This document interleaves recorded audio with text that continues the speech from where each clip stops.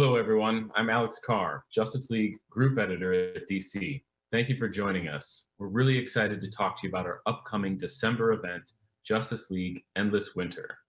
Here with me today to give you chilling insight into what we have planned for December, I'm joined by the co-writers for the event, Ron Marz and Andy Lanning. Welcome, gentlemen. Hey, Alex. Thanks for everybody showing up. Yes, there will be chilly puns all the way through this. Snow joke. When we talk about Endless Winter, it's easy for us to get excited about all the superheroics that will be on display. But at its core, what is Justice League Endless Winter really about?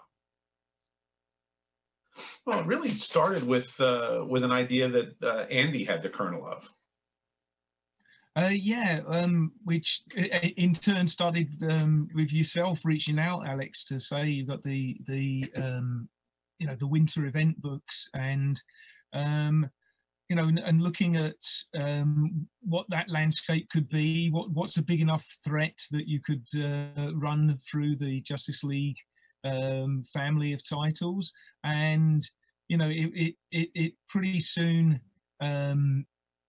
focused down on, I think, a lot of current events played a part in formulating what we came up with. It would be silly not to feel that the world we're living in at the moment couldn't reflect itself in what we're up to. But all in all, that's the starting point for what we wanted to do, which was tell a big bold superhero story.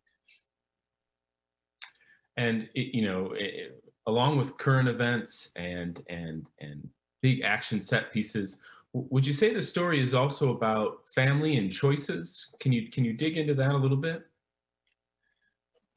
Well, I think we're all experiencing a sense of isolation, right? The fact that we're doing this rather than all being together at the Javits Center is an indication of that. The fact that we have to be distanced from one another is something that everybody around the world is dealing with, not just here in the U.S. So that certainly plays a part in that sense of family, that sense of drilling down to what's important to you, and having to try to find a way to connect to that is kind of the underpinning of the whole story.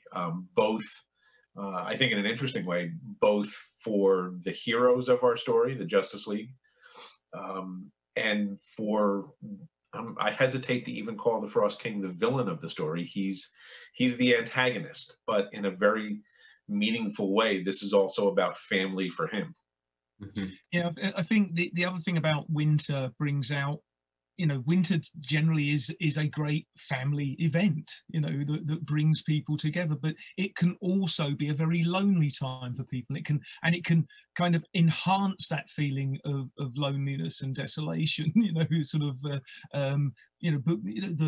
of like the long nights, the cold, and so we wanted to play with that, and like Ron said, is create an antagonist who, in and of his own story, actually reflects that as well. Mm-hmm. So now that we've covered the sort of top level theme of this, let's go ahead and get excited about those superheroics. How many issues will this cover? Who are the major players in this crossover event? We've got a set of 9 issues, which you well know because we have to turn them all into you.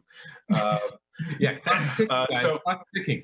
So this is a sort of a big, bold superhero event, kind of in the tradition of all the classic ones, with a bookend, larger than usual chapter on each end, and then the story unfolding through a series of regular issues. Superman, Aquaman, Justice League Dark, Teen Titans, a Black Adam special, Flash. So the trick for us was to, have this be a Justice League story, and it very much is. It very much starts and ends with the Justice League, but then find a way to wrap that story through a bunch of different titles and make sure that each title, you know, especially something like Justice League Dark, which has a different flavor than Justice League, and Teen Titans, which also has a different flavor than Justice League, kind of retain what makes those books special, while still being an integral chapter into this entire story. So we got to juggle a lot of different pieces, and we got to work with a lot of different artists, which to me is always the most exciting thing about any of this stuff, is to see the stuff that Andy and I come up with, filtered through these amazing artists that you've teamed us up with. And now with all of this art coming into our inboxes every day, this is really the best part of the process. What about our big bad? So we're finding a formidable villain for the Justice League can be difficult. How did the two of you design the Frost King to be such a threat? So like we're saying is, you know, based off the thematic nature of what we were doing, the whole winter stuff, we kind of went back to some Viking mythology, the mythology of Fimbulwinter, which is the endless winter. I think it actually translates as the Great Winter, but we were thinking maybe it's not so great, this one.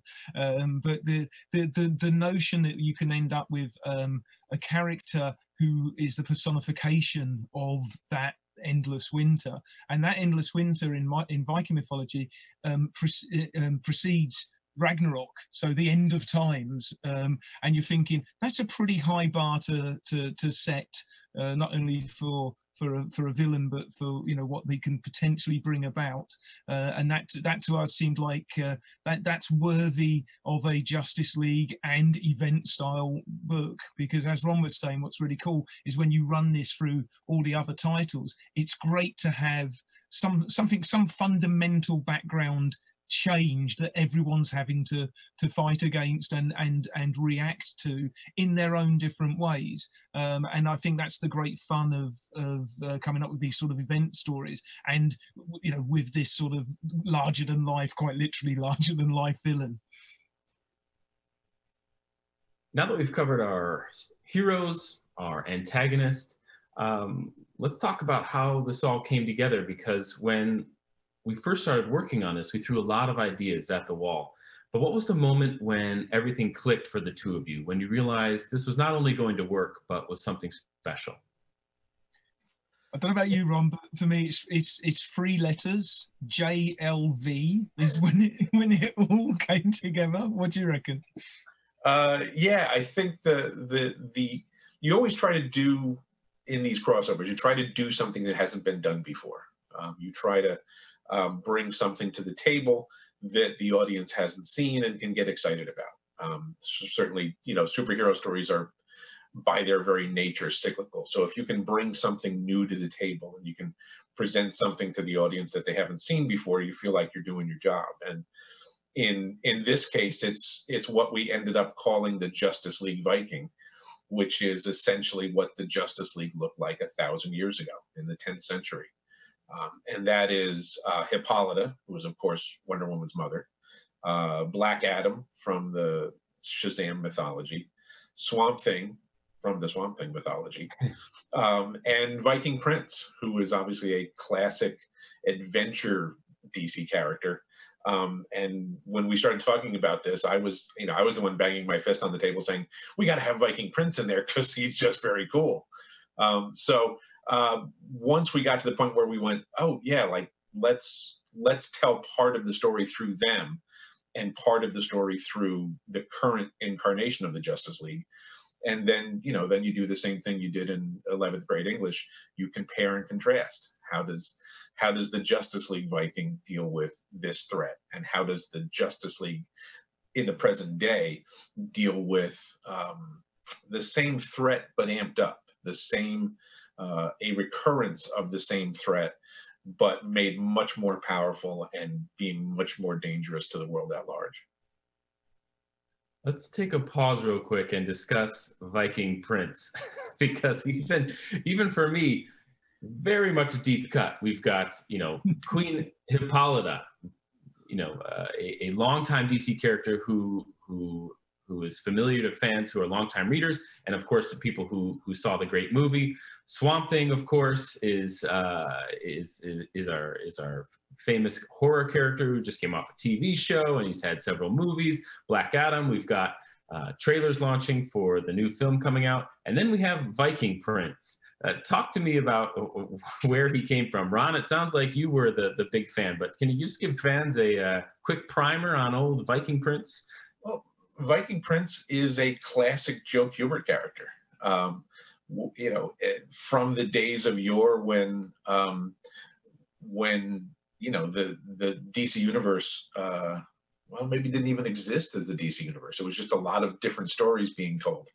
And, you know, Viking Prince, I guess, in some ways is sort of a cut from the same cloth as Prince Valiant, where these are adventure stories.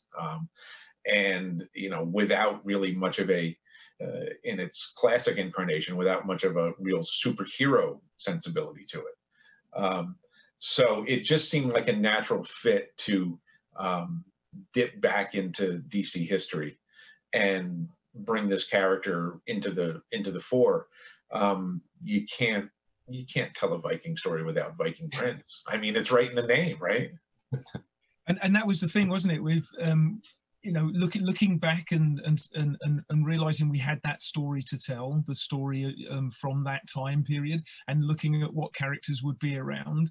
Like Ron said, it was a no-brainer, and I think Viking Prince was actually in Brave and the Bold issue #1. He was actually in that first issue back in the day, and you know, just the opportunity to bring that sort of deep cut out and throw him into the mix. It was great because it seemed to us again the notion that heroes in any time period would get together to tackle a threat that was big enough. You know, the Justice League as a notion is a cyclical thing. It's like throughout time and going forward into the future, there will be iterations of the Justice League because heroes have to band together when the threat is big enough. Mm-hmm. I really like that cyclical in nature, because it's true of nature itself too. When we have our seasons that come and go every single year, and so too do we have heroes who rise up to battle those that challenge them and our world. Ron, you touched on it really quickly. Maybe you and Andy can get back to this. Our dual timeline narrative here, I think, is a fascinating aspect of this crossover. Let's talk about, why did you two think it was necessary, and how did you structure such a storyline that goes in the past against the future? We really wanted the core of the story to be reflected in both time periods. And, you know, sort of irrespective of this specific project, but I'm just a big history buff, period. So if we can do period stuff anytime in a comic project, I'm all for it. So that didn't hurt either.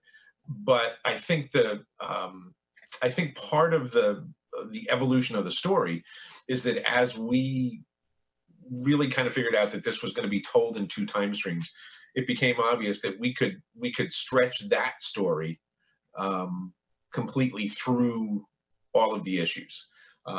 So in terms of doling out little, you know, a bit of that story every issue, it's going to work great. But also, you know, purely in terms of the logistics of getting this done, we've got a really cool flashback sequence in every issue, which means that just in terms of deadlines, we have a few less pages for the regular artist on that book to draw. So it makes getting this thing done and making sure that all the parts come out on time and we're all doing our jobs of delivering this thing, you know, beginning, middle, and end in December. It makes that aspect a little bit easier too. So I think, you know, having one artist do all of the flashback stuff just made the whole thing sort of fall together like puzzle pieces, because then we weren't dealing with referencing issues or swapping pages back and forth between other artists. You know, there are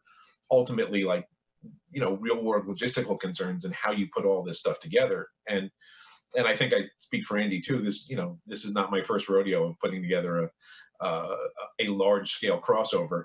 So I've seen all the ways that these things can go off track. So I think we did our level best to avoid all of those things, so that Endless Winter does in fact end in December.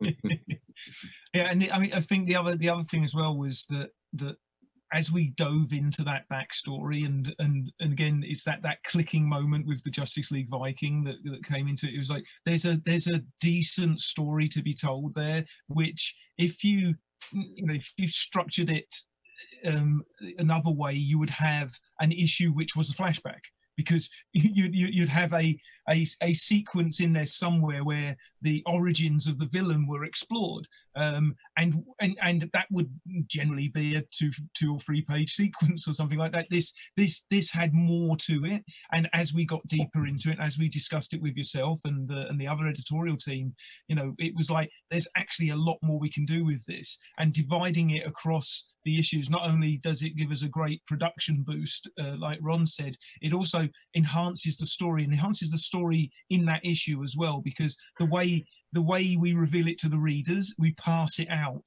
to them, so they get to see the results of what's going on in the future, in the present, but then they also get to slowly understand why we've got to this point now, and why why the choices of the past are now beginning to reap the rewards that are happening in the present, which was again just is a very cool approach to the way we narratively structured it.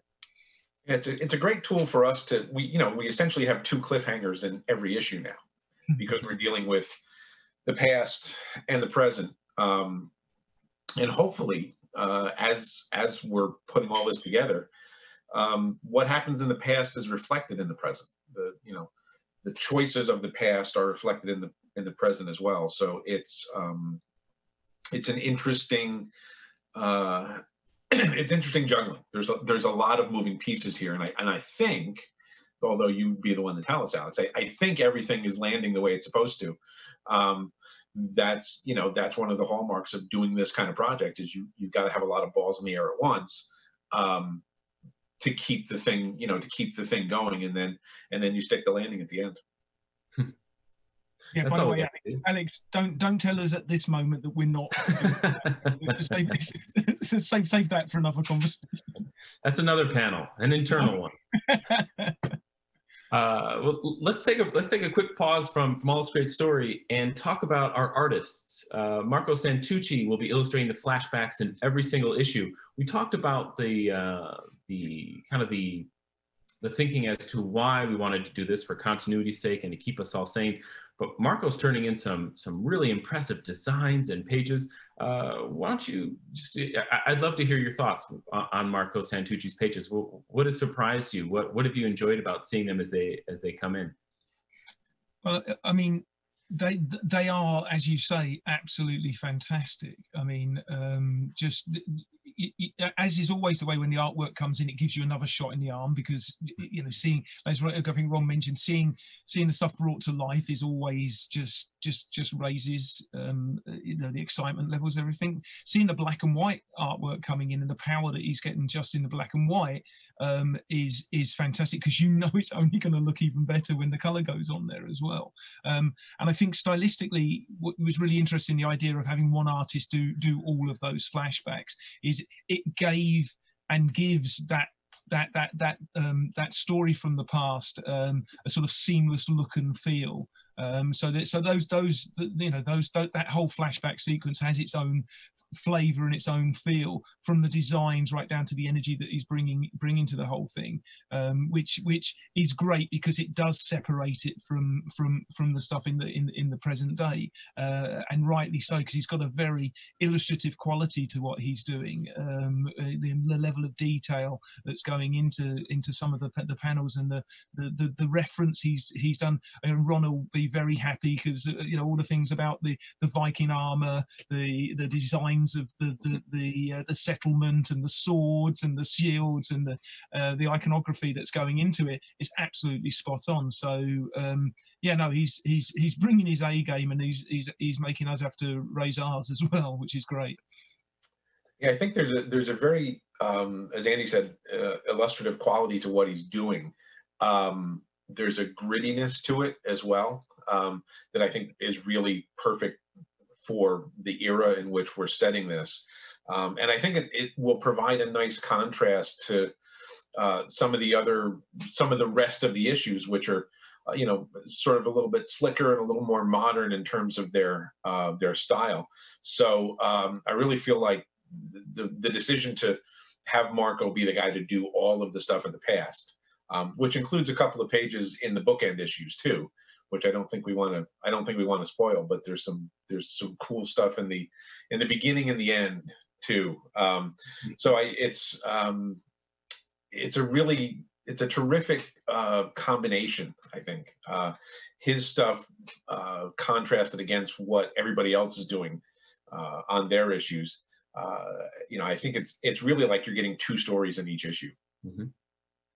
And speaking of those bookends, Howard Porter, of course, will illustrate the first bookend, Justice League Endless Winter #1, and will co-illustrate the final bookend, Endless Winter #2, with Carmine Di Giandomenico. What's it like to work with Howard? Howard's got a little bit of a Justice League of America pedigree, you know. To me, Definitely. he's one of the classic Justice League illustrators, and he's also a guy that I've known for 25 years or something like that, and we've never worked together. So when the decision was made that Howard was the guy for the bookends, I was just thrilled because we've known each other for years and years, and had never actually been able to work on something together. So there's hopefully a very classic feel to what Howard is doing, and you know, he's just loading up his pages with detail, and it's, you know, everything that he's putting on the page is epic. It's very, you know, I thought Howard stuff the first time he drew Justice League, right, in the 90s with Grant Morrison on that seminal run, I thought that was just amazing, terrific stuff. This stuff is better. Yeah, it's definitely, and that's the thing is how Howard, you know, the Grant Morrison run was fantastic, and I think you know, it has to be in everyone's sort of like top 10, top 5 Justice League runs. But seeing his evolution as an artist is really brilliant as well, because it's always good to, you know, when you can see someone who's already, again, he set his own bar pretty high, and then he's changed his style recently. You know, it's like, and it's evolved over the last few years, and just looks sensational. And again, having those pages coming in now as they are, and we're, you know, getting to see some of the crazy stuff that we were throwing down on the paper. He's realizing it with, you know, with great aplomb. It's wonderful to see that stuff. So in between both of these bookends, these oversized bookends, we have 7 chapters that run across the Justice League slate of books. As you both have noted, each one contains a very key component in both past and present that will fill out the larger story. But are there especially key chapters among them, and why? Well, I think, you know, obviously we want you to buy all of them because they're all really good. And I think, you know, as I said before, I think they all have a different flavor, and we tried to drill down to what makes each one work. Superman has, well, frankly, the Superman chapter has a dog in it. And I was thrilled that we were able to get Crypto in there. The Aquaman chapter takes place underwater and is very much a, you know, sort of big fantasy chapter of this. You know, I would hesitate to put one over any of the others, but I feel like we did the best we could in terms of distilling what makes each of those characters and each of those titles work. The Justice League Dark issue when we're getting the pages in now is just breathtaking to look at. And that's one of the real boons of working in this way, where you're telling one story, but you're working with almost a dozen artists on the whole thing. You can play to each artist's strength, and I think we've done that in terms of what we're giving everybody to draw. I'm always most satisfied when the writers can just duck their heads and get out of the way and let the artists really shine. And I think there's a lot of places in this story where that happens. And again, picking up on what we were saying earlier, the idea that with an event book, the event forms the backdrop. So you've got the two bookends, one setting up how we end up in this place, and then one obviously resolving that. But then the titles in the middle are very much the Superman issue is a Superman story. It's a Superman story set against the backdrop of the Endless Winter, and so therefore that's the problem that he's solving for. Same with the Teen Titans one. It's a Teen Titans adventure, and and a Justice League Dark, etc.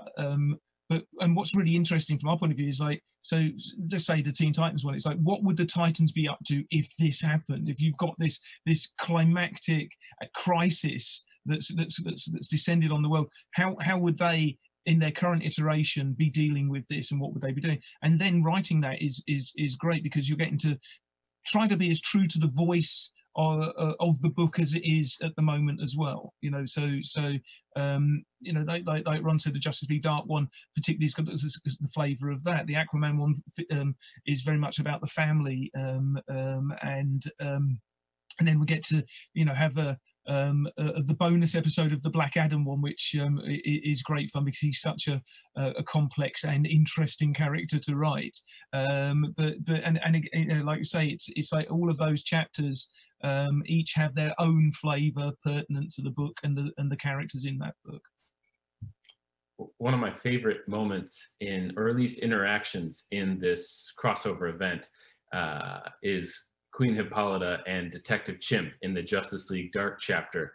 And what I love about events like this is the opportunity to have characters who don't normally interact all of a sudden interact in a shared universe. As the two of you were writing this, were there any interactions or particular characters who surprised you? I think Detective Chimp is at the top of the list for both of us, because look, Detective Chimp.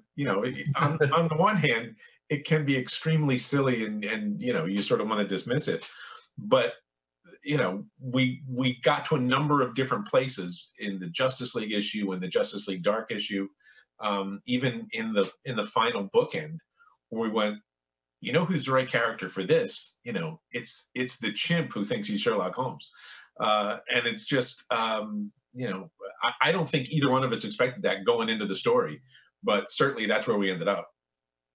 Yeah, and I think other ones that I've really enjoyed was the Aquaman story. I think getting to write Mera, who's such a strong character, and it's like there's some really great moments in that story where you're like, oh yeah, that's grand. That really like that. Hopefully the readers pick up on the same moments. And also with the JLA issue, getting to write a story from that's focused on John Stewart as well, which was again given the structure of the story and what's going on, it seemed the right thing to do with that issue and with that character. And again, I think there's some very cool stuff there too. As I look out the window, it may seem a little sunny, but all of a sudden it feels like there's a chill in the air. Endless Winter must already be on its way, and we better pack our hats, scarves, and gloves because readers will not want to miss this. Andy and Ron, thank you so much for taking the time to speak with us today about Endless Winter, and thank you for all the effort you've put into this so far. I know you're not done yet, and I've got an email out to you with one last deadline that we both know about. But thank you again for all of this. Any last words here?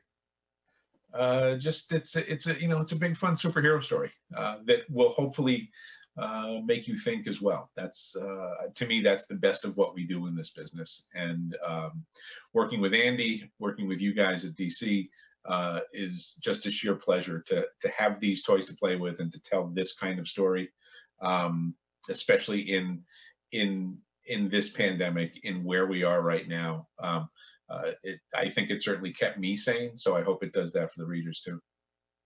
Yeah, and again, given that when this book comes out, it will be a lot chillier outside, and it'll be thoughts turning to Christmas and to family and being together. I think it's a great time to get yourself a nice cup of cocoa, pull up a chair next to your fire, and read what we hope is a rollicking good story. Cheers. Cheers. Thank you both.